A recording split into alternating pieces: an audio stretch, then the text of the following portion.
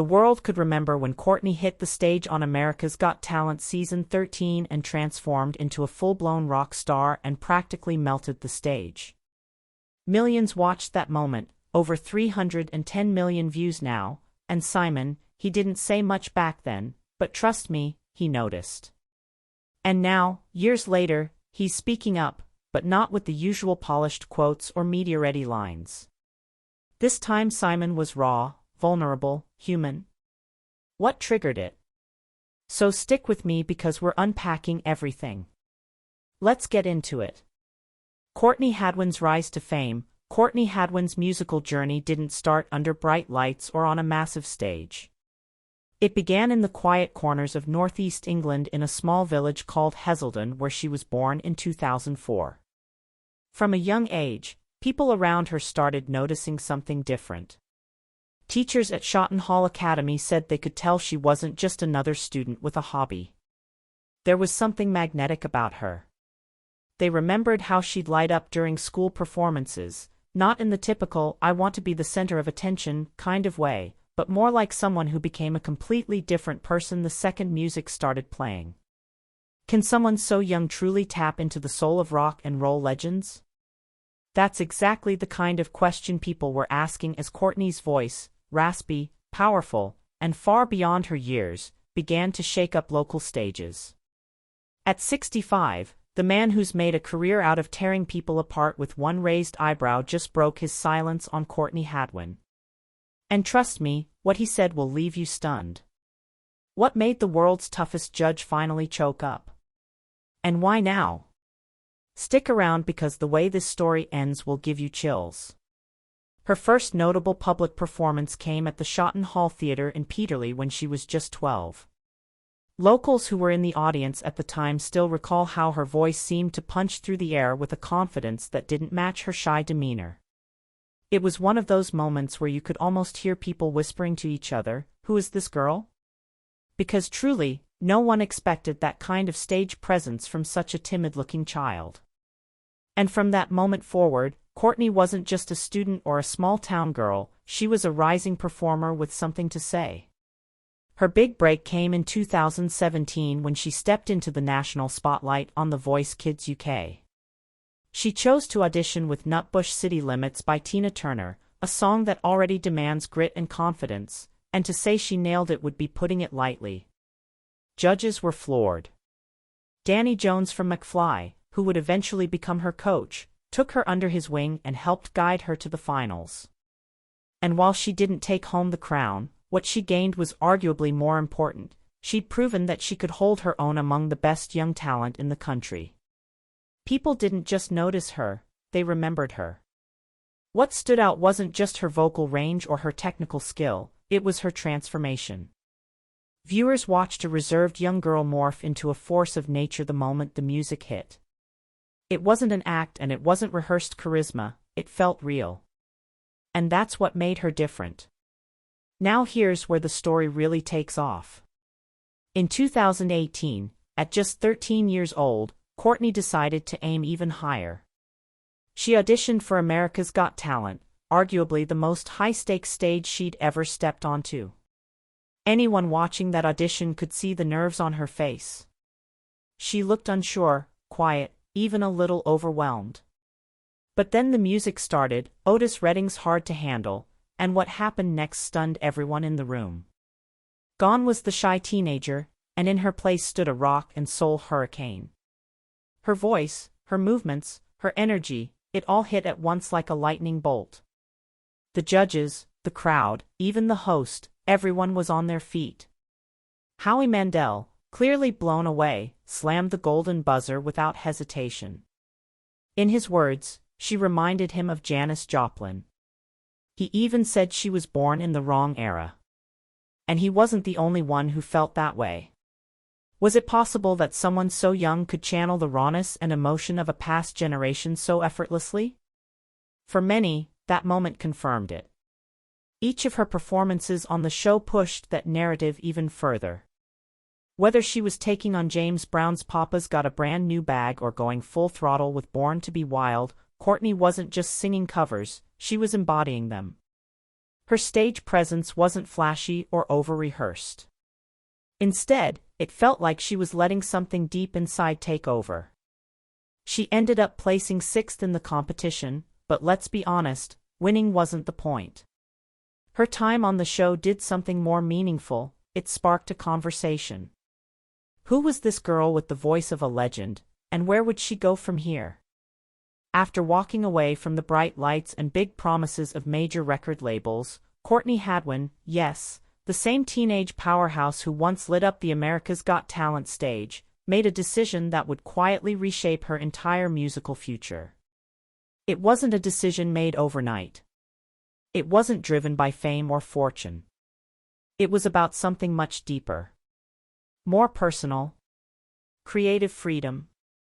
Isn't that what every true artist really craves? At the end of the day, Courtney, whose gravelly voice and electrifying performances once stunned the world and made Simon Cowell do a double take, had initially signed with Psycho Music and Arista Records. It seemed like the dream deal every up-and-coming musician hopes for. But behind the scenes, all wasn't as glamorous as it appeared. In an honest moment during a recent interview, she reflected on those early years, saying she had gone through a load of obstacles from the age of just 13. Imagine being that young and already trying to navigate not just growing up but the often soul-crushing machinery of the music industry. She shared that after bouncing through a couple of record deals, she came to the painful realization that the labels didn't quite know what to do with her. They couldn't seem to figure her out, and rather than take the time to nurture her unique voice, they tried to squeeze her into a cookie-cutter pop mold. Isn't that the classic story, with so many talented artists being told they're too different to sell? One moment that really stuck with her was the treatment of her song Monsters. She had written it back in 2019 or 2020, pouring her raw emotions into it. But the label, in what seemed like a standard industry response, rejected it because it wasn't pop enough. That must have been tough to hear, being told your art isn't marketable simply because it doesn't fit into someone else's definition of success. But instead of shrinking back, Courtney began to rethink everything. She wasn't going to keep creating music to meet expectations that weren't even hers in the first place. So what did she do? She broke free. She made the bold choice to go independent. No more executives. No more compromise. No more someone else deciding what her voice should sound like. Over the course of 2023, she didn't just dip her toes into independence, she dove in head first. One by one, she dropped single after single, That Girl Don't Live Here in April, Call Me Back in July, Monsters in September, and Christmas Rocks in November. Each track stood as a personal declaration, saying this is me. Unfiltered, unpolished by anyone else's standards. A big part of this new chapter came down to collaboration, not with corporate entities but with real people who understood her. One of those people was Kevin Bowe, a seasoned songwriter and producer whom she met during her period of self-discovery. Together they dug through the songs that had once been thrown out like yesterday's trash. And wouldn't you know it, among those so-called rubbish tracks was Monsters, which they decided to breathe life into again. As soon as I became independent, she recalled, me and Kevin jumped into that rubbish pile to bring the song back out to play. We loved it so much. Isn't it funny how some of the best things come back around when you finally believe in them again? And the fans, they didn't just nod politely. They cheered her on with open arms. The very same Monsters that was once brushed off by label execs ended up climbing to number 19 on Billboard's Hard Rock Digital Songs Sales chart in October 2023. That's not just a personal win, it's a poetic one. It's proof that audiences are hungry for music with heart, not just what fits the trend of the week. But perhaps the most beautiful part of this journey has been the loyalty of her fans. Courtney herself has been quick to say that she wouldn't have the audience she has today without America's Got Talent. That's where the journey began for so many of her supporters. And through every twist and turn, from TV stages to corporate boardrooms to independent recording booths, they've stuck with her. Isn't that the kind of loyalty every artist dreams of? Right now, she's knee-deep in something that might be her most personal project yet, her debut album titled Little Miss Jagged, scheduled for release on September 12, 2025. She's pouring everything she's got into it, her passion, her experiences, and her genre-blending style that brings together the punch of rock, the emotion of soul, the groove of blues, and the catchiness of pop, all wrapped up in that unmistakable Courtney Hadwin voice that can't be replicated. So what's the takeaway in all of this? Courtney Hadwin didn't just survive the music industry, she found a way to thrive in spite of it. She reminded everyone that you don't need a label's stamp of approval to be legitimate, and that sometimes walking away from the biggest stage is what gives you the space to build your own. Isn't that the most powerful kind of success? But perhaps the most touching part of this story wasn't just about the music or the public statements, it was about everything that came before. Their professional relationship had been anything but smooth.